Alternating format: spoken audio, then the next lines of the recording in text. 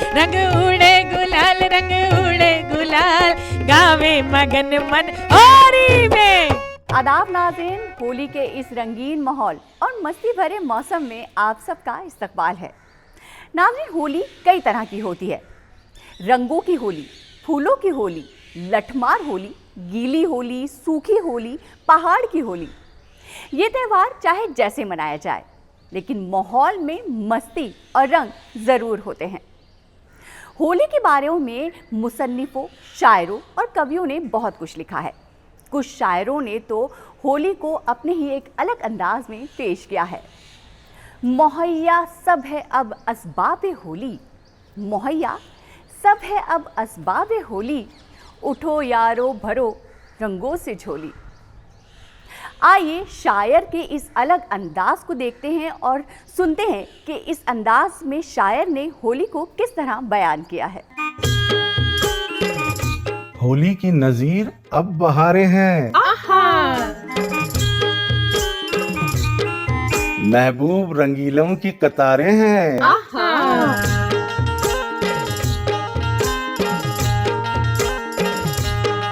कपड़ों पे जमी रंग की धारें हैं,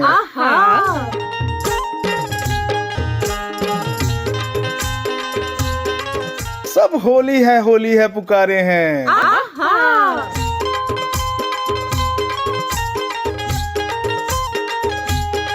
क्या ऐश है, क्या रंग है, क्या ढंग जमी पर, होली ने मचाया है अजब रंग जमी पर। आहा, इस मस्ती भरी शायरी के बाद आइए होली के बारे में मज़ीद जान लेते हैं। और इस पर मालूमात हासिल करने के लिए समरीन जा पहुंची है इस्कॉन टेम्पल। तो समरीन बताइए। सादिया, रंग बिरंगी होली यानी मस्ती का, खुशियों का त्यौहार।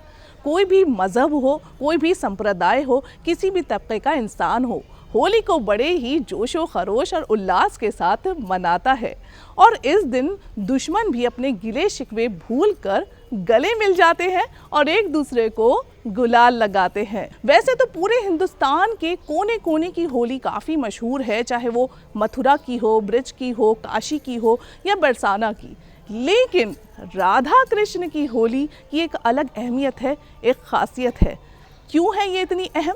यही जानने के लिए हम आ पहुँचे हैं इस्कॉन टेम्पल। तो आइए मिलते हैं इस्कॉन टेम्पल में प्रभु जी से और जानते हैं कि राधा कृष्ण की होली आखिर खास क्यों है।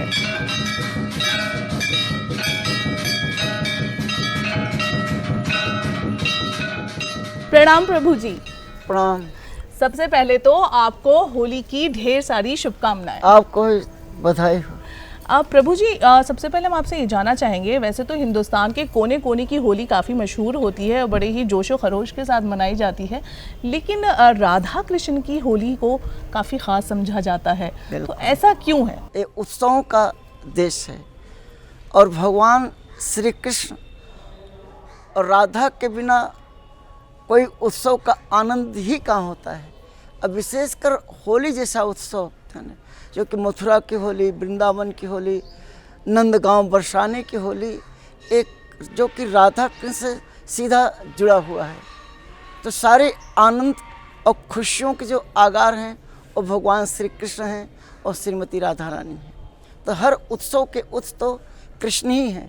तो इसीलिए जब ये होली का पर्व आता है तो नंदगांव के छोरे और बरसाने की छोरियाँ मिल करके और अबीर, गुलाल और रंगों से, सोने की पिचकारी से भगवान खुद राधा रानी और कृष्ण ये होली का खेल खेलते थे। और विशेषकर तो बरसाने में गोप और गोपियों के बीच में, राधा और कृष्ण के बीच में जो होली, लठमार होली, बहुत ही मशहूर है। दूर दूर से लोग बरसाना जा कर के, वृंदावन जा कर के, नंदगांव जा कर के, मथुरा जा कर के इस होली का आनंद लेते हैं। और निश्चित रूप से ये जो त्यौहार है होली का, रंगों का त्यौहार और उमंग का त्यौहार है। और यहाँ पे तो लड्डू मार होली भी खेलते हैं। अब धीरे धीरे होली के कई प्रारूप बनते जा रहे हैं। होली में सब एक दूसरे से प्रेम से रंग मिलते हैं, कोई भेदभाव नहीं रखते और सबके साथ बच्चे बड़े बूढ़े बच्चे जवान सब मिल करके इसका उत्सव मनाते हैं। प्रभु जी, वैसे तो हम प्रहलाद और होलिका की जो कहानी है उससे सभी वाकिफ़ हैं, सब इसके बारे में जानते हैं। और होलिका दहन में कई चीज़ें जलाते हैं लकड़ी के अलावा, जैसे कि गेहूं की बाली और भी कई चीज़ें ऐसी होती हैं। तो ये क्यों जलाया जाता है? होली का जब त्यौहार आता है तो कुछ दिन पहले से इसकी तैयारी शुरू कर देते हैं। विशेषकर गांव में घरों में जो लेडीज़ हैं, माताएं हैं, बहनें हैं, सब मिल करके गुजिया बनाएंगी, पापड़ बनाएंगी, चिप्स बनाएंगी, पकवान बनाते हैं एक उत्साह उन्माद के लिए कि हम जो है होली मनाएंगे, रंग खेलेंगे और फिर उसके बाद सब मिल करके गुजिया खाएंगे, खिलाएंगे। एक बड़ी परंपरा के साथ खेली जाती है। लेकिन होली खेलने के एक दिन पहले होलिका का तैयार किया जाता है। तो उसको क्या करते हैं, सब लकड़ी इकट्ठा करके सब गांव के लोग जो शहर के लोग हैं इकट्ठा होते हैं। तो कोई गेहूं की, विशेषकर गांव में तो गेहूं की बाली जो होता है और गेहूं की बाली ले करके और उसको परिक्रमा करते हैं और फिर उसको चढ़ाते हैं। क्योंकि जो गांव किसान के लोग हैं उनका खेती पकी होती और कटी हुई होती है, तो खलिहान में खूब गेहूं बाली होती है। तो बड़े उत्साह के जोश के साथ जो लोग लकड़ी नहीं पहुंचा पाते वो अपनी बाली जा करके बड़ा शुभ मानते हैं कि हम ये जो अन्न है, अनाज है, उसको भी हम क्या करते अर्पित करते हैं। तो इस तरह से अर्पण करते हैं और बड़े उत्साह से होलिका दहन करते हैं, जलाते हैं। रंगों का क्या महत्व है और मौसम का क्या इससे कनेक्शन है होली से? रंगों का ही तो महत्व है। वास्तव में जो पीला कलर होता है, पीले रंग का जो होता है, वो उत्साह और उमंग का प्रतीक होता है ना। इसलिए ज़्यादातर आप देखेंगे कि जो पीला गुलाल होता है उसको ज़्यादा इस्तेमाल किया जाता है और अच्छा लगता है। तो भगवान को भी पीला कलर पसंद है कि जो पीताम्बर तो वो ऐश्वर्य और उत्साह और उमंग का क्या होता है, वो प्रतीक होता है। तो ज़्यादातर पीले, फिर गुलाब का कलर का रंग, पिंक कलर का, सब अब इन कलरों का अलग अलग महत्व है और लोग इसको इस्तेमाल करते हैं होली के समय और अच्छा लगता है। अरे वाह समरीन, होली के बारे में इतनी सारी मालूमात हमारी नाज़रीन को देने के लिए बेहद शुक्रिया। नाज़रीन, हम सभी जानते हैं कि राधा कृष्ण की होली बेहद मशहूर है और इसको अलग अलग जगहों पे अलग अलग अंदाज में पेश किया जाता है। आइए देखते हैं कि कथक के ज़रिए राधा कृष्ण किस तरह होली मनाते होंगे।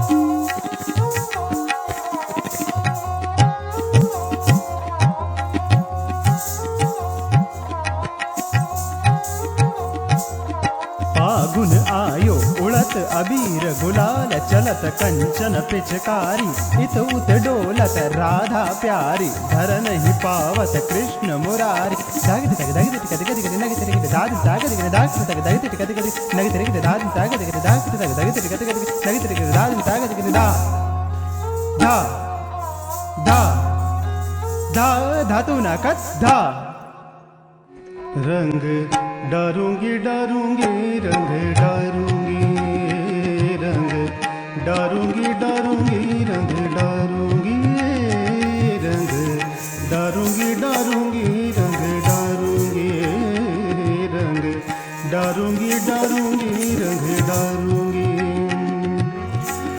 नंद के लालन पे नंद के लालन पे नंद के लालन पे रंग डारूंगी डारूंगी रंग डारूंगी रंग डारूंगी डारूंगी रंग डारूंगी नंद के लालन पे नंद के लालन पे रंग डारूंगी डारूंगी रंग डारूंगी रंग डारूंगी डारूंगी रंग डारूंगी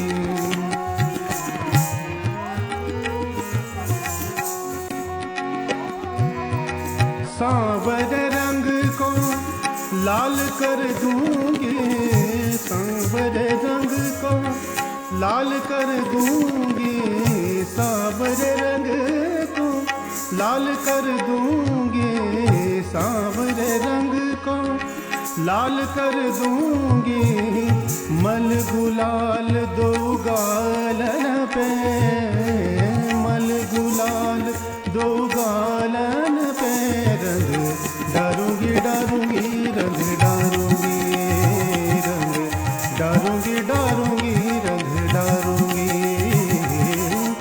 नंद के लालन पे नंद के लालन पे रंग डारूंगी डारूंगी रंग डारूंगी रंग डारूंगी डारूंगी रंग डारूंगी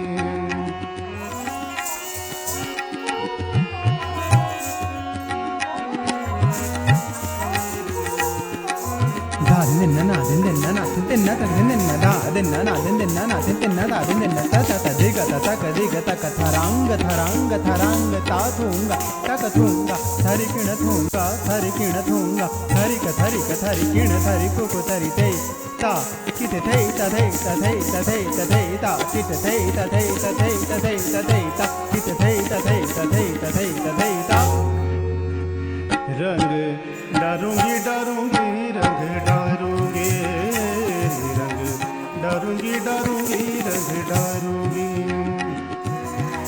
नारी बनाई के नाच नचाऊंगी नारी बनाई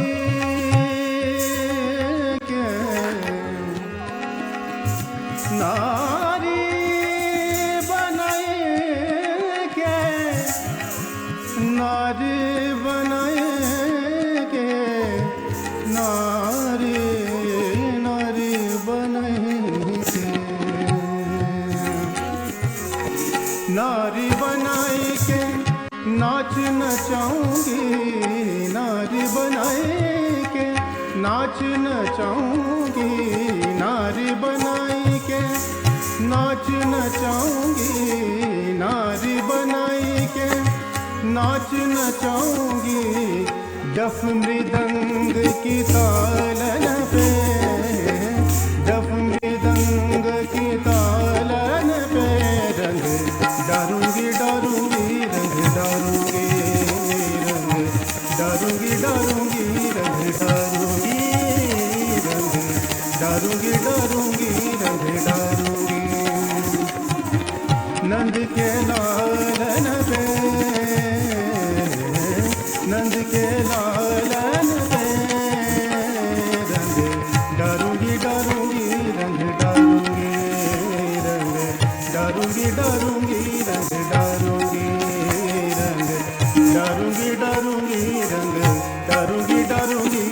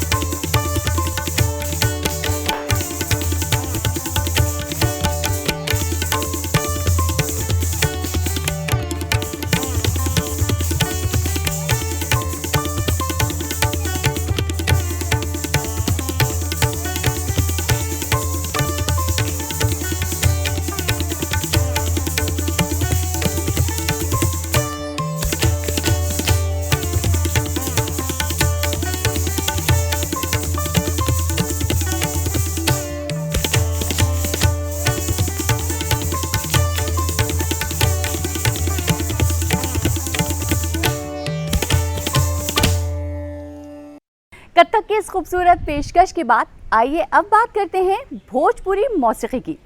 जी हाँ नाज़रीन, भोजपुरी मौसीकी में होली का अपना एक अलग रंग है।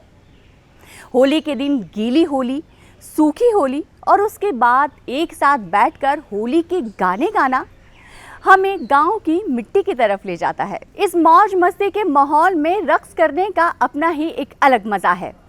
इस मस्ती के माहौल को आइए दोबाला कर लेते हैं और आपको दिखाते हैं भोजपुरी की ये पेशकश। अरे आज बिरज में होरी रे रसिया, आज बिरज में होरी रे रसिया, आज बिरज में होरी रे रसिया, आज बिरज में होली रे रसिया, आज बिरज में होरी रे रसिया,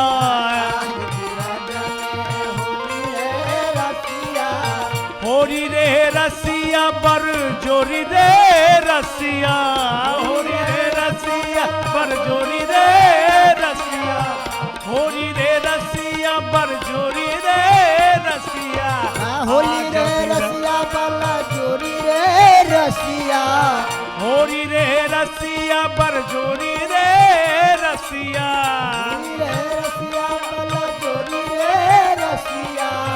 आज बिरज में होरी रे रसिया,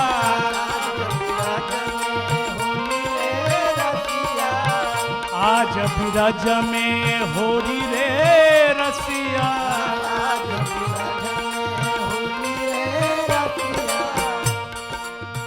अपने अपने घर से निकसी, घर से निकली, अपने अपने घर से निकसी, अपने घर से निकली, कोई सांवर कोई गोरी रे रसिया, कोई सांवर कोई गोरी रे रसिया, कोई सांवर कोई गोरी रे रसिया,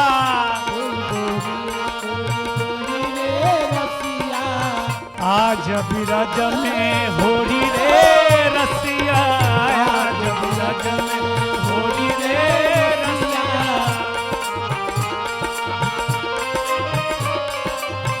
उड़त लाल लाल भय कान्हा, गुलाल लाल भय कान्हा, उड़त गुलाल लाल भय कान्हा,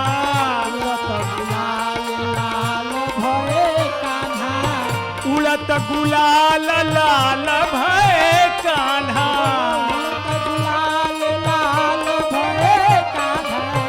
उड़त गुलाल लाल भय कान्हा,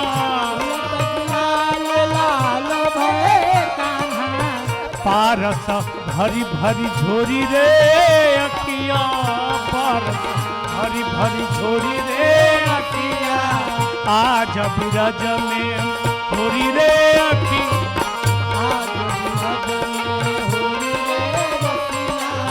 आज बिरज में होरी रे रसिया, आज बिरज में होरी रे रसिया, आज बिरज में होरी रे रसिया,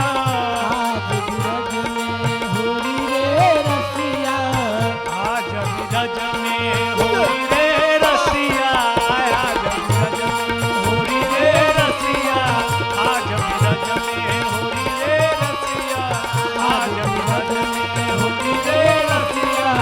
आज बिरज में होरी रे रसिया, होरी रे रसिया बर जोरी रे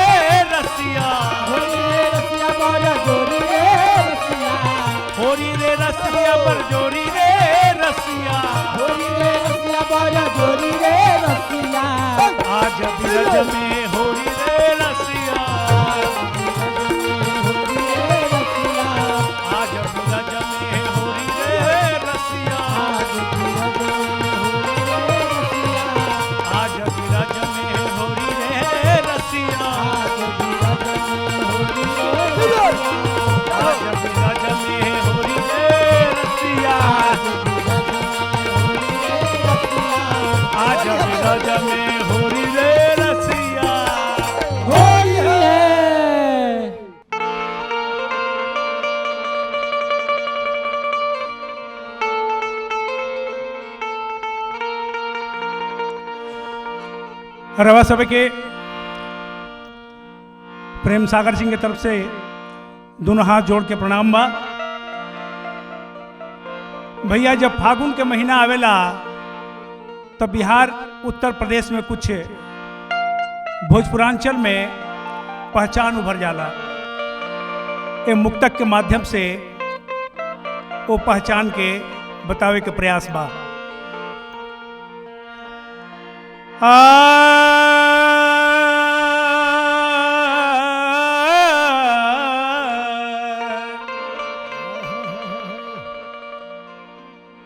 डाढ़ डाढ़ पर पात पात जब नैका नैका आइल, तब बुझिहा कि ये भैया रंग बाज फगुनवा आइल। गेहुआ से सिसकारी फूटे, लहन जब खन खन खन के, जब गोरिया बहरी निकसे सजी संवरी औरी बन के। जब अमवा के दाढ़ी बैठल कोयलिया कुहुकाइल, तब बुझिहा कि ये भैया रंग बाज फगुनवा।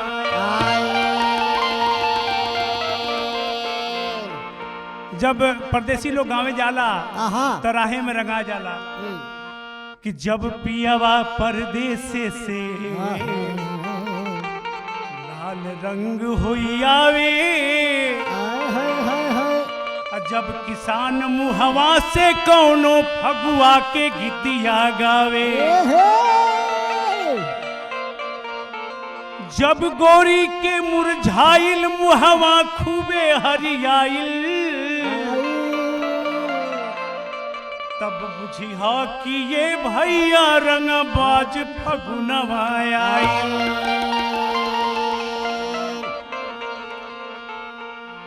तो कैसे भैया 1857 के क्रांति वीर बाबू कुंवर सिंह जौन की अंग्रेजन से लड़त लड़त अपन बाह जौन बा गंगा मैया के चढ़ा दिले। कैसे कैसे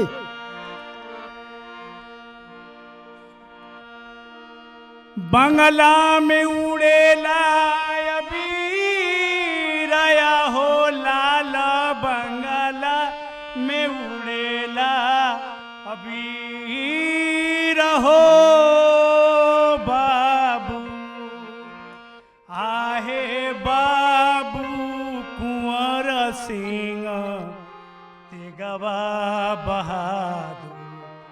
बंगला में उड़ेला अबीर हो बाबू, आहे बाबू कुंवर सिंह तेगवा बहादुर।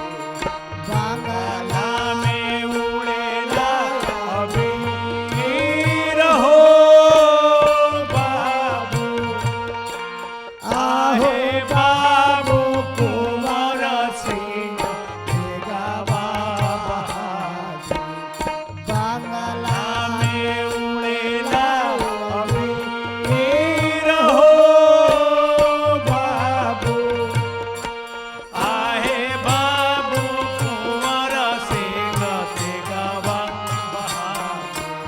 बंगला में उड़ेला अबीर हो बाबू, आहे बाबू कुंवर सिंह तेगवा बहादुर। बंगला में उड़ेला अबीर हो बाबू, आहे बाबू कुंवर सिंह तेगवा बहादुर। बंगला में उड़ेला अबीर हो बाबू, आहे बाबू कुंवर सिंह तेगवा बहादुर।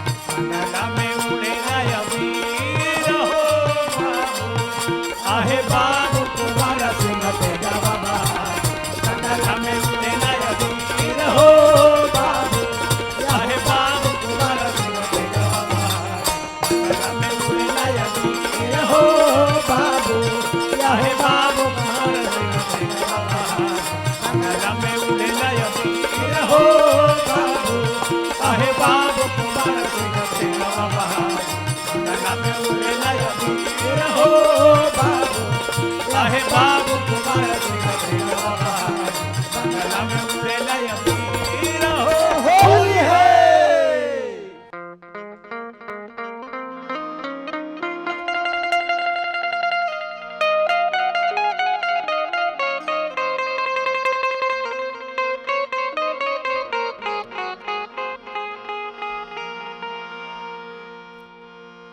सिया निकसी किसिया निकसिया वधवा के ओर होरिया खेले राम लला सिया निकसिया वधवा के ओर होरिया खेले राम लला सिया निकसिया वधवा के ओर होरिया खेले राम लला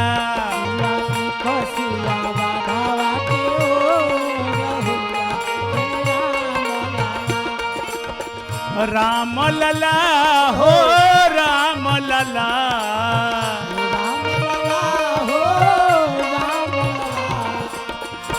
सिया निकसिया वधवा के ओर होलिया खेले राम लला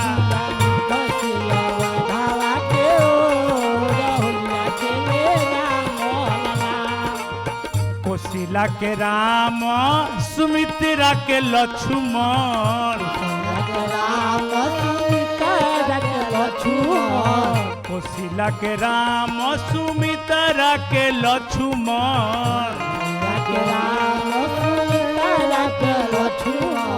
सुमित्रा के लक्ष्मण सुमित्रा के लक्ष्मण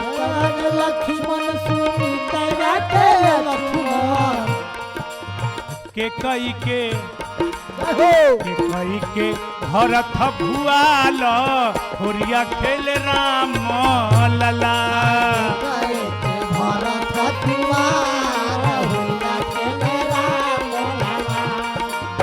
के कई के भरत भुआल होरिया खेल राम लला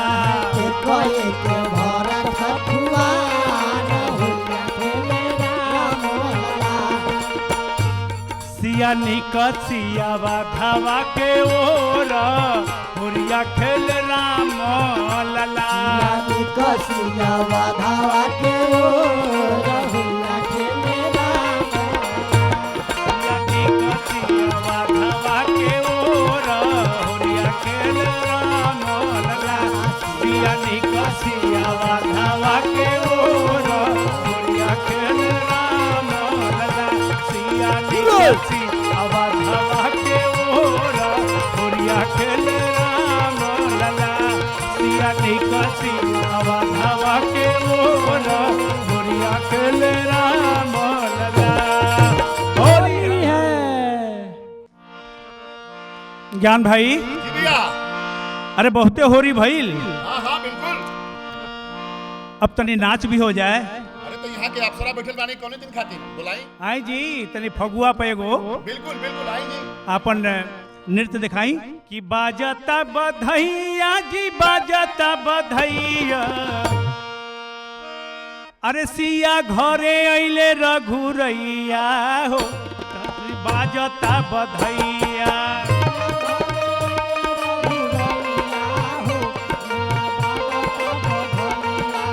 बाजता बधैया जी बाजता बधैया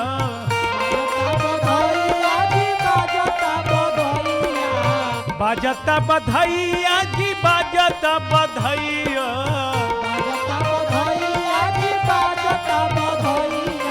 सिया घरे अइले रघुरैया जी हरि बाजता बधैया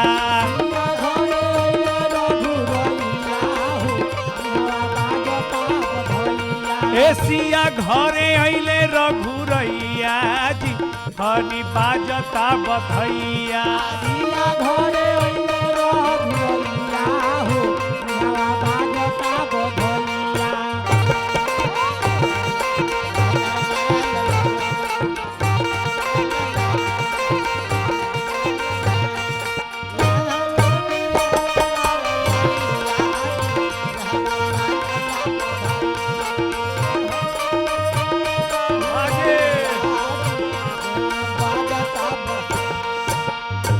रंगवा या वीर संगे ए गांधी ए रंगवा या वीर संगे फगुआ गवाता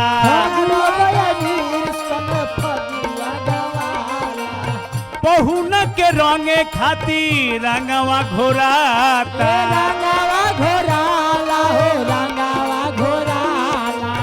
रंगवा या वीर संगे फगुआ गवाता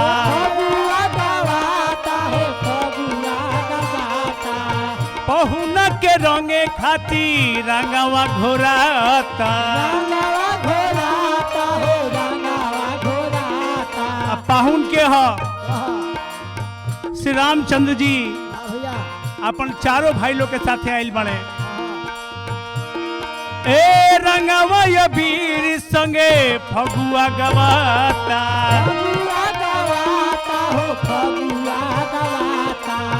पहुन के रंगे खातिर रंगवा घोराता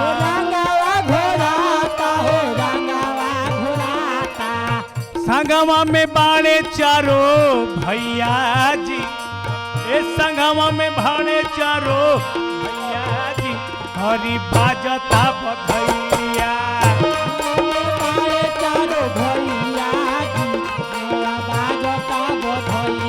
ए संगवा में बाणे चारो भैया जी हरी बाजता बधैया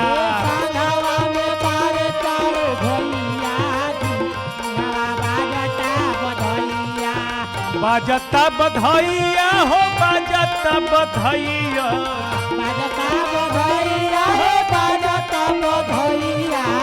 बाजता बधैया हो बाजता बधैया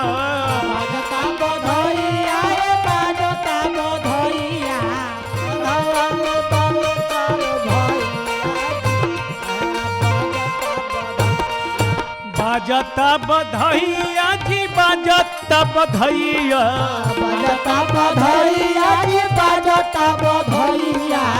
बाजता बधैया जी बाजता बधैया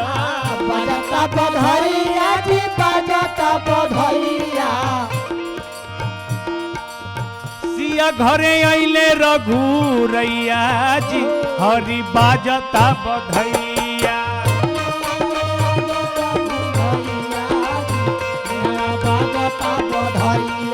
सिया घरे अइले रघुरैया जी हरी बाजता बधैया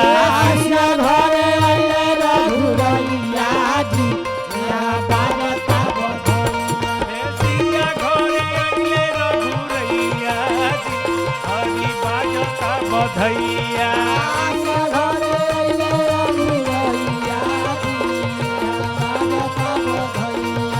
सिया घरे अइले रघुरैया जी हरी बाजता बधैया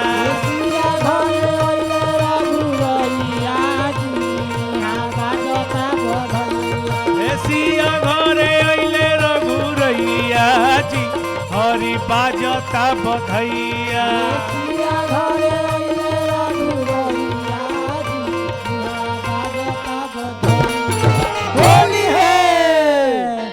नाज़रीन, वक्त आ गया है अब आप सबसे इजाजत लेने का और कहीं पड़े ना मोहब्बत की मार होली में वाह अंदाज से प्रेम करो दिल से प्यार होली होली में गले में डाल लो फूलों का हार होली में उतारो एक बरस का खुमार होली क्या में। बात है समरीन, क्या बात है। बहुत सादिया खूब। बहुत मुबारक हो तुम्हें होली भाई। जी बिल्कुल, आपको भी बहुत बहुत होली मुबारक हो। भाई इतनी सारी होली की बातें तुमने बता दी हैं, ये भी बताया नाजरीन को कि हमें क्या क्या एहतियात बरतनी होगी होली खेलते वक्त। बिल्कुल नाज़रीन, ये बहुत अहम बात है कि आप दिल खोल कर होली खेलिए, लेकिन एहतियात बहुत ज़रूरी है और यही बात हमारे पंडित जी भी बता रहे हैं। अच्छा तो सुन लेते हैं।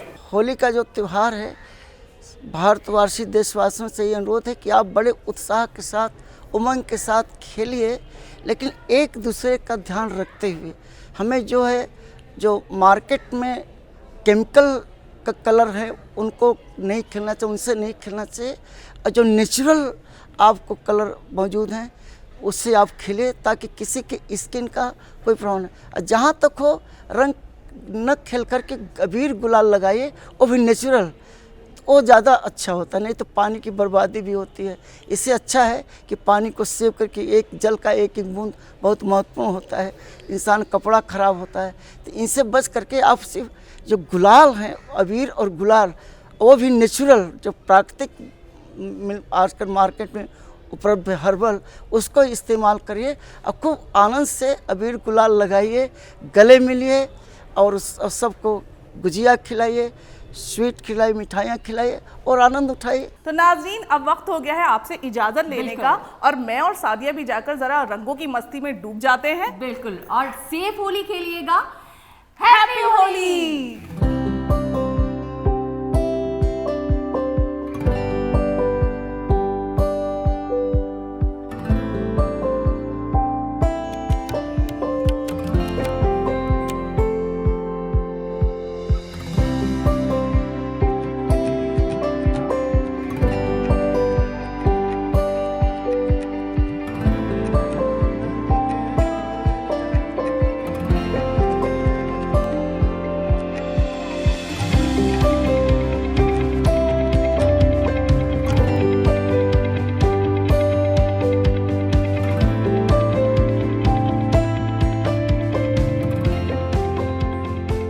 वक्त आ गया है अब आप सबसे इजाजत लेने का, और कहीं पड़े ना मोहब्बत की माँ।